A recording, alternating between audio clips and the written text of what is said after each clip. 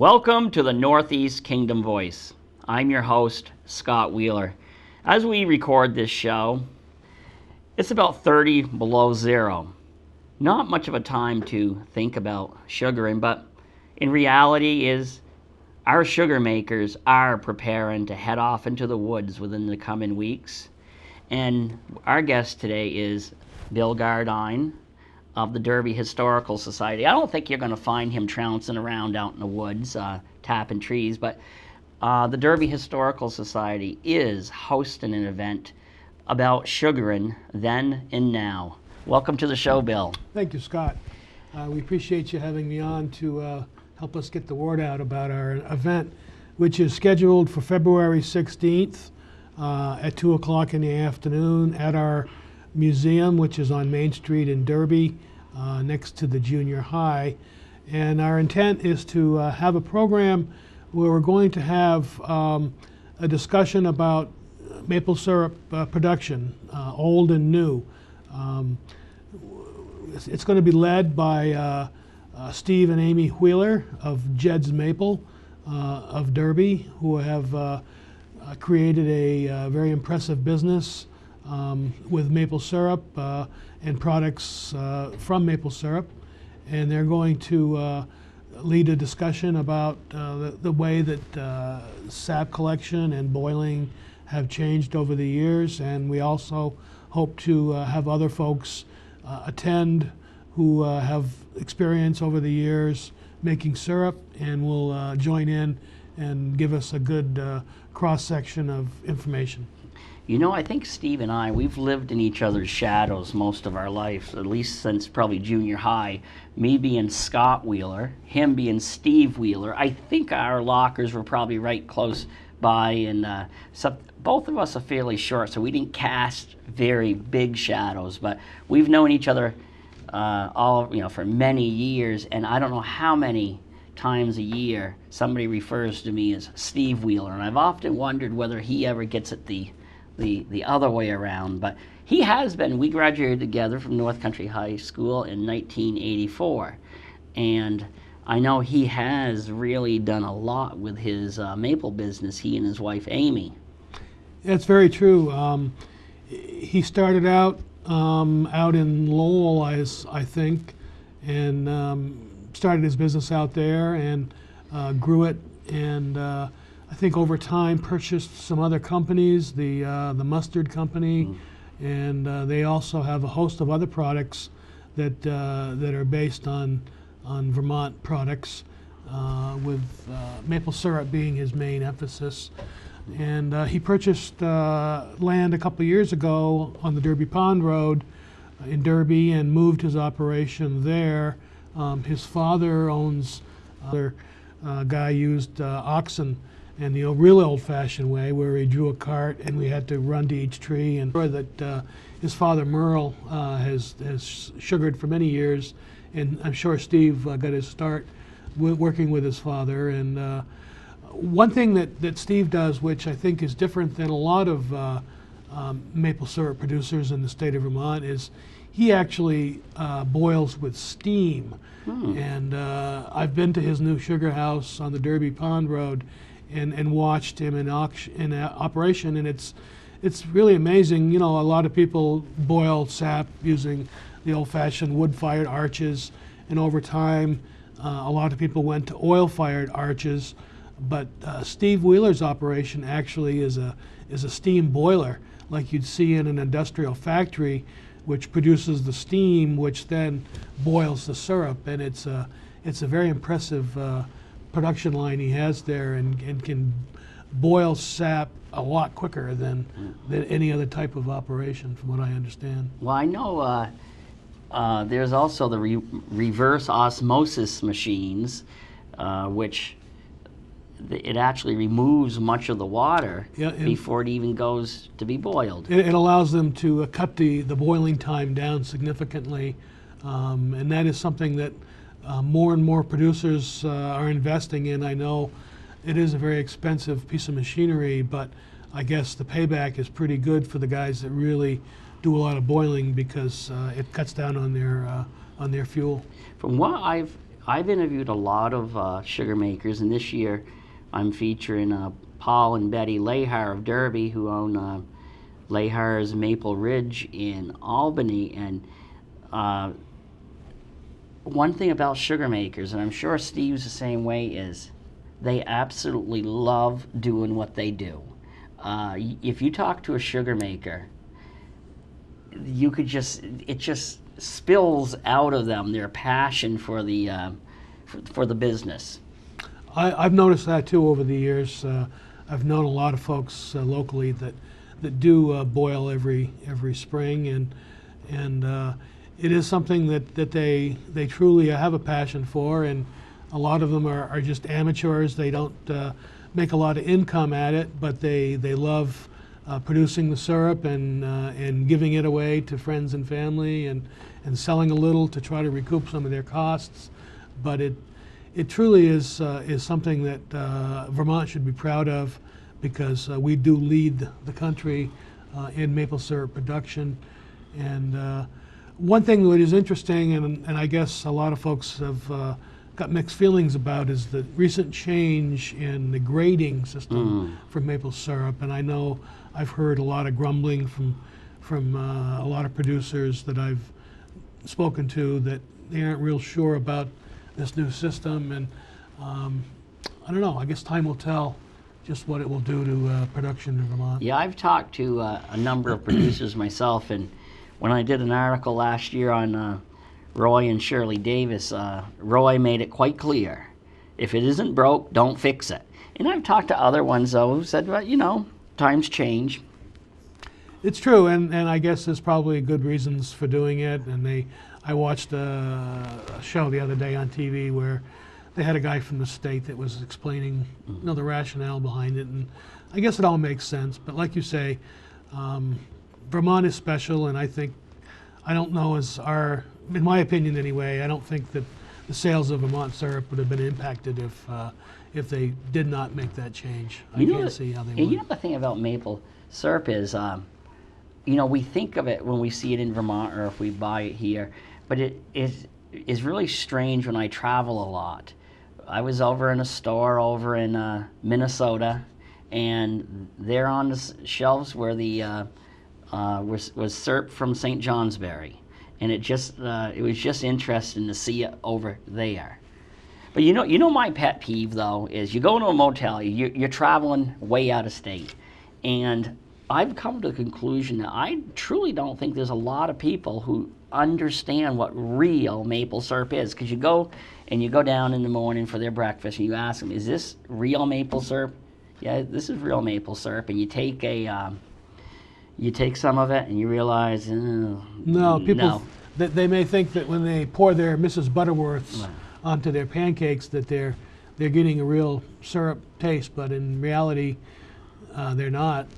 Maple syrup is a very distinctive flavor, and those of us that grew up on it have a hard time believing that the stuff that comes in the plastic bottles on the store shelves is any kind of a substitute. Do you think, this is my opinion, is we hear about fancy, grade A, grade B, I know those are disappearing, but I don't know if there's such thing as bad syrup, maple syrup, because I personally, I can drink, I can almost drink it, to tell you the truth is. I can do either fancy or I can do the lowest grade there is, and I'm happy with whatever I get. Yeah, we're the same way. We buy our syrup from a friend of my wife's who has a sugar operation, and every year we'll buy a gallon from them, and we always ask for their utility grade, because in my opinion it is a much better flavor, and if you put it on ice cream or something, it really is the best way to go. You only have a gallon a year. That's like that would be enough to get me started. Yeah, it is. It's pretty rich stuff. You don't need a lot, but certain times a year, that's what you want to have, and if you don't have it, you go out and you try to find it. Are you into sugar on snow?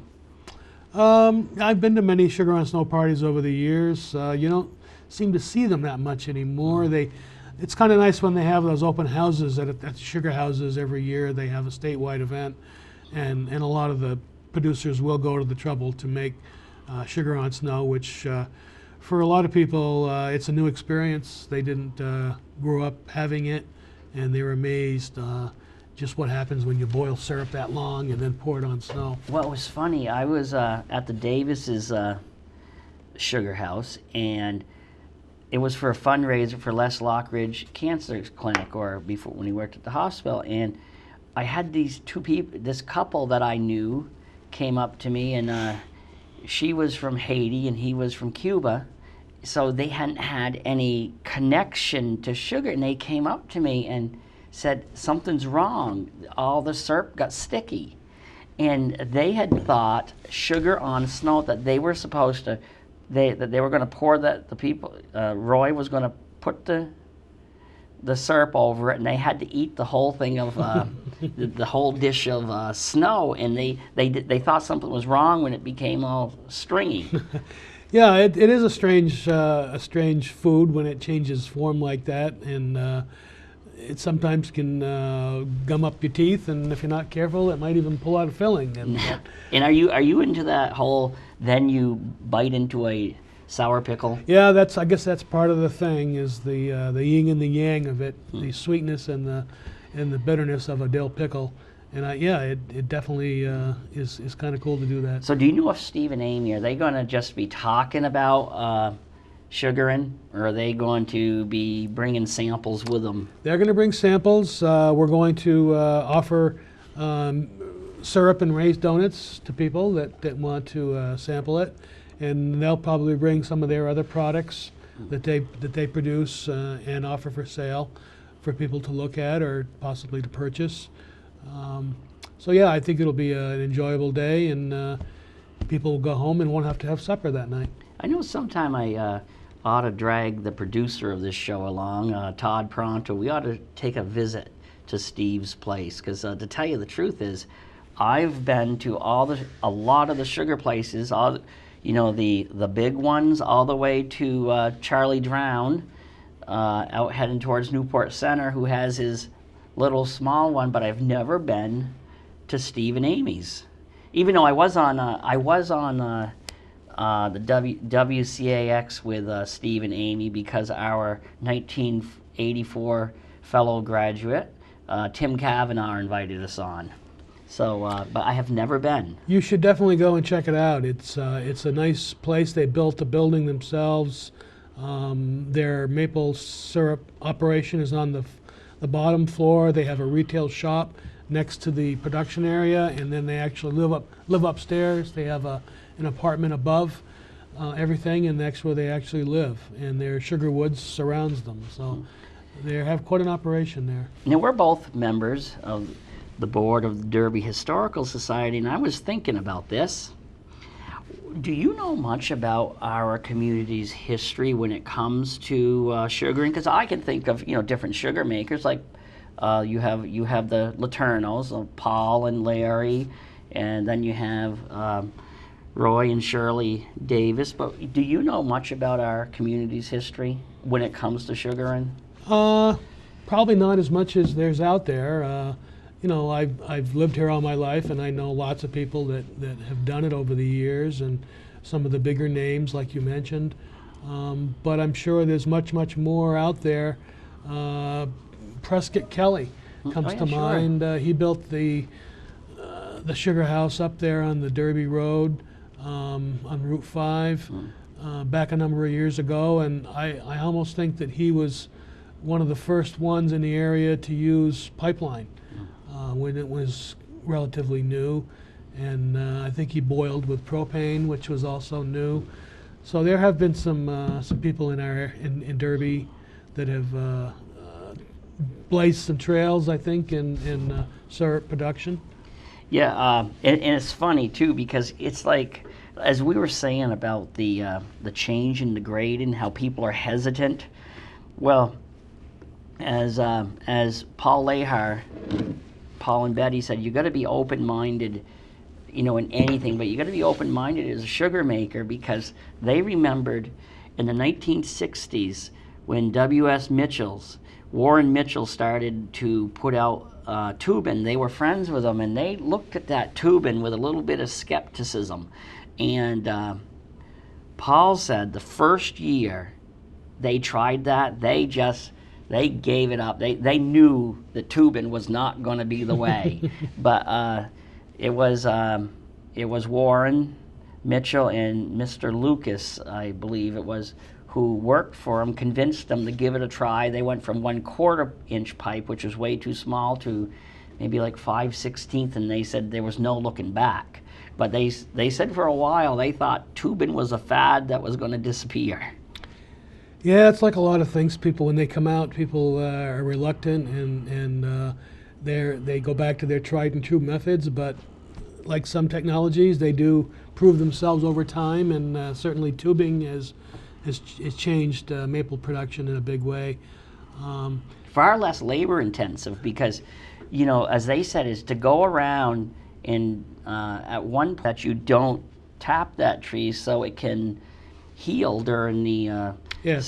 spring and summer. I have heard that, and that would definitely cut down on their number of trees they can use, and ultimately how much they produce. So I still have a lot to learn, and any time I interview a sugar. we actually made the move 2 years ago. When we moved into the new building, it was in pretty rough condition. It had been set vacant and unheated for a while, and it was built in 1840, so the old plaster walls had started to really come apart. So we really had a big chore that we worked on for over a year, renovating and re-sprucing up the museum, and allowing us to start building displays and exhibits, which for the last year now we've been really more involved with creating our exhibits and getting the artifacts and things that we've had in storage for many years on display and interpreted so people can come in and really get something out of our exhibits. And I think the term rough might be an understatement. Yes. If that had not been a historical building, I would have told you, burn it, tear it down, because it was in bad shape inside. But because of the historical nature of it, that wasn't even in the cards. But the thing is particularly you and Alan Yale, who really led the charge with this whole group of volunteers, you guys did a phenomenal job. I remember walking in there the first time and thinking, what are these guys doing? And now you walk in there, you fixed it. You made it look beautiful, but you didn't take away the character. No, I'm pretty pleased with what we've accomplished there. The walls really needed a lot of attention. I don't know the number of 5-gallon buckets of drywall compound that we went through to fill all the holes and to readhere all the old plaster. But the net result at the end was pretty good. And our collection of artifacts relating to Derby has grown over the years. And before we moved to the new museum, the old museum was essentially a large closet where we just sort of inventoried and archived things, but didn't really have the space to put them out and create exhibits for people to really look at and enjoy. And that's what being in this new building, which is 2-story and much larger, has allowed us to do. And Alan Yale, who is a retired history teacher, and he once worked for the State of Vermont Department of Historic Preservation and has real knowledge about the way exhibits should be put together, has spent a lot of hours in the last year making those things happen. And as time goes on, I think people, when they visit, will be very impressed with what we have there. Alan Yale was one of my history teachers, and it's been interesting to now work with him as a colleague. And I have got to say is the guy is so knowledgeable. I know the surface level of the history, but on the other hand, he knows right where to look. I know where they made buggy wheels. he could tell you how many buggy wheels were made, how many workers there were, how much they were paid, because he knows where to look. Yeah, he's very tenacious, and he, like you say, he knows where to look, and that's the key to finding out information on things that happened 150 or 200 years ago. The information oftentimes is out there, but finding it and interpreting it and putting it all together into a format that people can look at and understand is truly an art, and Right. Alan really has that down pretty well. Well, I think that's the one thing that's good about our little group up there is you grew up in Derby, so you have a different perspective than, say, he does, who didn't grow up in Derby, but he's a researcher, and I'm an oral history person. I like to be able to talk to my history, so I've recorded a lot of history of Derby through oral, but we're always looking for members too. Definitely, we've struggled over the years attracting new members.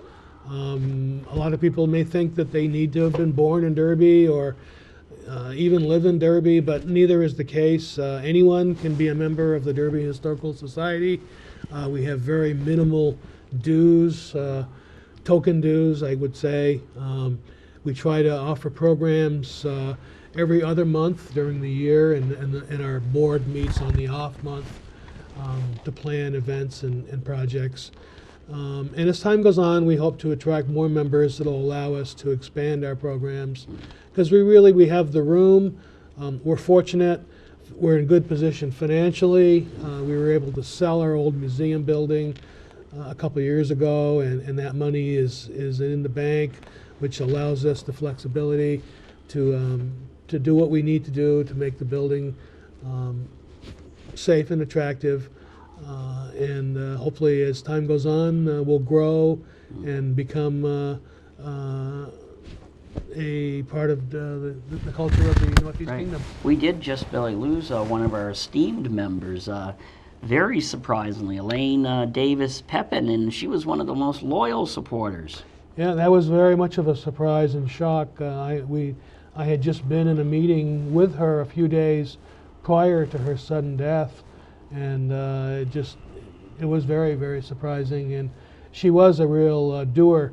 A lot of folks have a lot of great ideas and will come to a meeting and talk and so on, but Elaine was one of the types that would then turn around and do what had to happen to make things work and make things happen. And that type of person is much harder to find. Then I heard we've installed her partner as a new Yeah, board we're member. very pleased. We offered her partner, Joel Howes, the opportunity to step in and fill in her position on our board, and he willingly accepted that. So we're happy that transition has been made, and hopefully we'll go on and attract some more members and be a great thing to have in the kingdom. Okay, let's wrap it up by, again, when is Steve and Amy of, what is it, Jed's Maple Syrup? Yep, our meeting is on February 16th at 2 p.m.